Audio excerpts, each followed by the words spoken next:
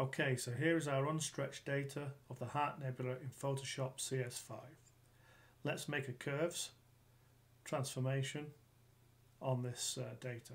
First point will be very steep to start to make the data appear. Second point will bring the curve down, and a third point make sure the data stays flat to the top, and then say OK. Once I've done the first stretch, the second stretch, third and fourth stretches will be done with the eyedropper tool, so go curves. Now I will do a command click or control click in Windows, select an area of nebulosity that I want to target. That puts a point into the histogram, and now I'll use the arrow keys on the keyboard to bring up the nebulosity. And I will put a couple of points into this curve just to control the data at the top there, to make sure just one point it goes flat straight to the top. So now we're ready to do a third stretch. We're not there yet.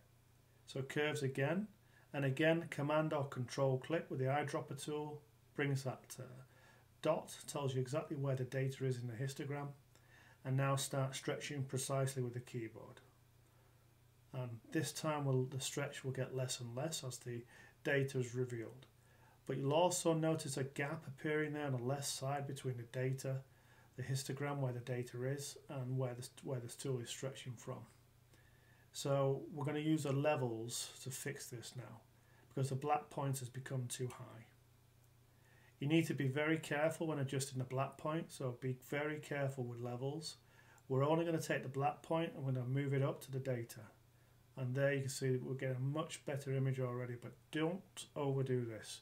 The worst sin in astrophotography is clipping of the black point.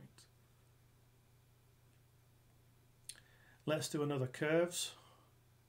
This will be a much milder stretch now. Again, command click or control click with the eyedropper tool to get the point into the histogram, and again stretch away with the keyboard keys until you're happy, and it's all subjective, until you're happy with how the image looks, and I'm happy with that. Okay.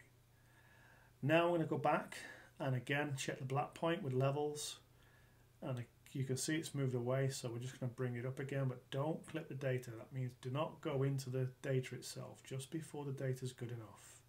And that's already looking very nice. Now let's make a duplicate layer. So drag it down to the bottom there to create a duplicate. Now on this layer we're going to use filter, other filters, high pass. This is a way to sharpen your image by targeting a specific pixel scale. You can see what I mean here is I've slid this slider up, and the pixels increase, and more the image is selected for sharpening. Now I will probably settle with this around about 22 pixels. Well, that's the image detail I want to sharpen, to enhance, to bring up in my image. And I'll say, once I'm happy with that, then I'll say OK, click. Now you need to blend this into your original data because it doesn't make a very nice image now. So here I'm deliberately selecting the wrong blending mode screen, and it lightens everything and, well, it improves nothing. So go back and select overlay. Now that's a much better image, but the effect is too hard for me. So what we're going to do next is we're going to use Photoshop to blend this effect into the final image. So select the opacity slider and slide that slider down until you're happy. I normally settle around 25 to 35%. That's a good setting for me for most images.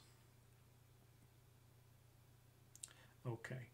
Now let's make a third copy. Let's turn off our top copy, the view of it. And now again we're going to go filters, others, high pass filter.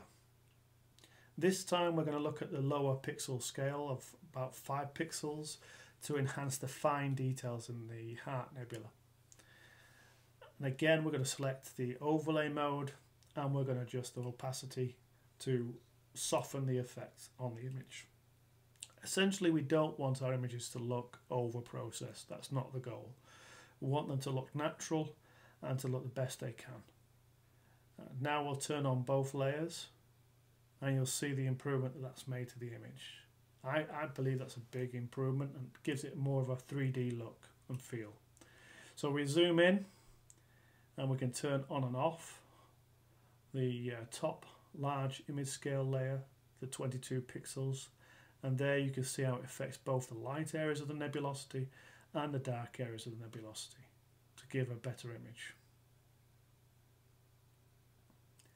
Now before we leave, let's save this for our posting on our website, on our forum. So for that I use the web save tool. So open, save for web and devices. Of course it's always bigger than it can handle, but trust me, just say yes, it can handle it. I always normally set my quality at 80%. Here now I'll bring the pixel size down to 15,000 pixels. Sorry, 1500 pixels, and this normally creates an image of around just under half a meg, and then save that as a JPEG. And that's good enough quality for posting. And this is my first Photoshop tutorial, so I hope you like it.